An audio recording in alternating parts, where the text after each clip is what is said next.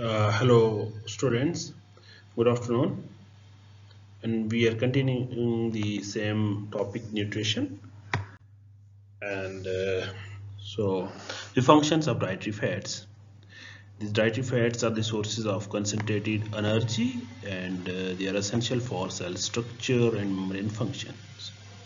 They are essential for they are act as a source of essential fatty acid like linolenic acid and linoleic acids. Okay, then they are the help in the synthesis of prostaglandin. They act as a vehicle for the transport of oil soluble vitamins and essential for the control of blood lipids. In addition, they also contribute to the palatability of food. Okay, food palatability. Then the visible and invisible fats. So visible fats are those which have been separated from animal tissue like milk, oil seeds, nuts, and other vegetable sources like butter, ghee, groundnut, mustard, coconut, and sunflower oils. And invisible fats or fats present as integral component of food are those which have not been separated from their original source and are therefore consumed as a part of the tissue in the diet, principally as meat, fish, poultry, dairy product, cereal, pulses, nuts, and vegetables. These are invisible fats. Okay, so daily intake of fat should be such that it contribute not more than 20% of energy in the diet.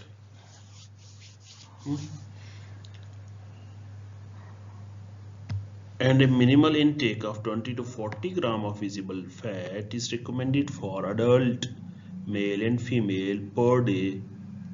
Okay, with higher level of 25 to 30 gram and 35 to 50 gram for young children and adolescent, and 30 gram visible fat per day for pregnant and lactating women. These are the minimum intake of fat that is recommended for different age groups. So the visible fat that should form of an oil containing at least 20% of linoleic acid in the form of oil containing fat. Now the saturated fatty acids, these are stearic acid and short chain fatty acid, these are saturated fatty acids. Then we have unsaturated fatty acid like lauric acid and myristic acids. These raise the level of cholesterol. However, stearic acid and some short chain fatty acid, they do not raise the level of cholesterol. Now the monounsaturated fatty acid like oleic acid, it lowers the blood cholesterol as effectively as essential fatty acid and linoleic acid. It also lowers the serum triglyceride level.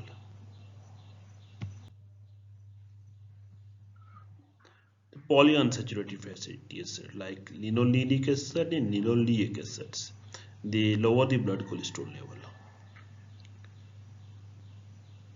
Now the trans fats, that is hidden fats. So trans fats in commercially fried and processed food is more hazardous than the dietary cholesterol. The trans fat is formed from the chemical process known as partial hydrogenation of vegetable oil and used to convert this liquid oil into a semi-solid form.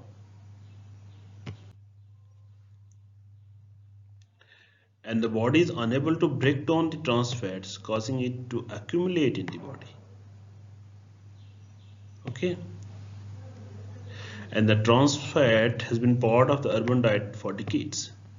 They enhance the taste and shelf life of popular packaged food products. And this trans fat is cheap and harmful oil. Okay, it is used in the preparation of biscuit, instant noodles, then fried samosas, french fries, fried chicken, frozen food, cookies and candy, cake and pancake, mixes, hard margarine, is loaded with trans and saturated fats. Now the characteristics of an average Indian diet. The Indian diets are highly cereal based, particularly of the weaker economic section. In the case of majority of population, the cereal form almost the bulk of diet. They constitute the major source, if not only source of nutrient, and they provide 80% of energy.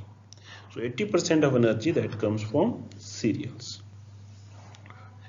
These diets are deficient in pulses, green leafy vegetables, oils, and fats, as also fruits.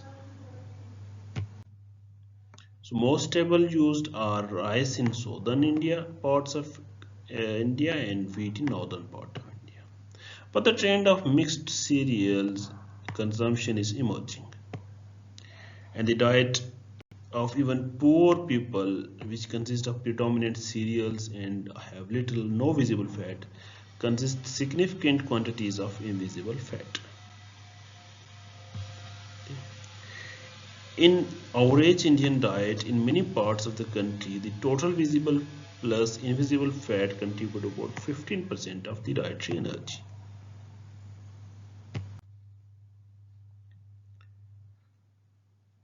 Now the balanced diet.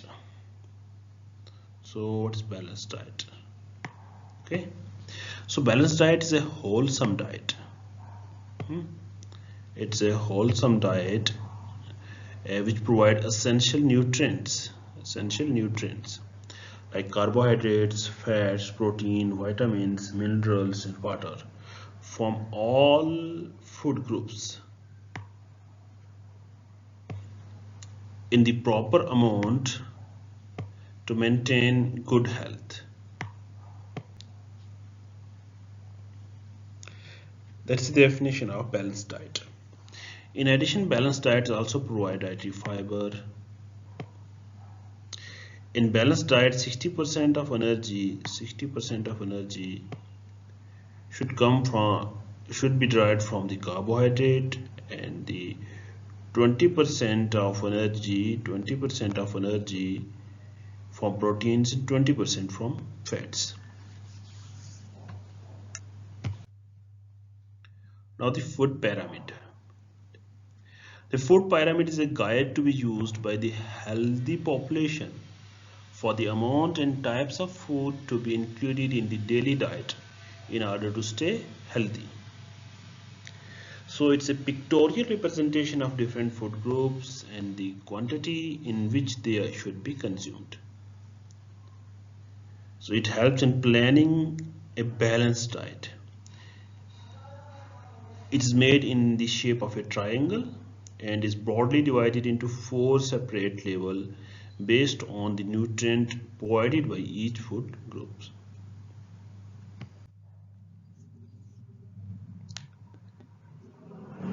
So it is made in the shape of a triangle and is broadly divided into 4 separate levels based on the nutrient provided by each food groups. The base of pyramid is made up of food that should be the bulk of healthy diet. It represents cereals, millets, pulses, legumes, which should be consumed adequately. Then the second level represents fresh, seasonal, locally available fruits and vegetables, which should be consumed liberally. The third level shows non-vegetarian food, animal products, milk and milk products, oils, which should be consumed in moderation. The tip of pyramid has all processed refined foods which have high fat, salt, sugar content like sweets, fried foods, bakery items, etc., which should be consumed sparingly. These food pyramids also guide to avoid drinking alcohol, consuming tobacco, and encourage individuals to exercise regularly and to be physically active. So you can see here, this is the food guide pyramid. Then the junk foods. So junk foods refers to empty calories lacking in ideal nutrients and mainly consist of excess of sugar, salt and fats. So most urban population, youth in particular, they thrive on junk foods which are refined carbohydrate, rich in calories, low in vitamins and dietary fibers. These foods contains lot of calories and lot of saturated fat. So salted snack food, candy, gum, most sweet, dessert, fried fast foods and carbonated beverages, these are considered by most as junk foods. So thank you for watching. We will continue with the nutrition in our coming classes.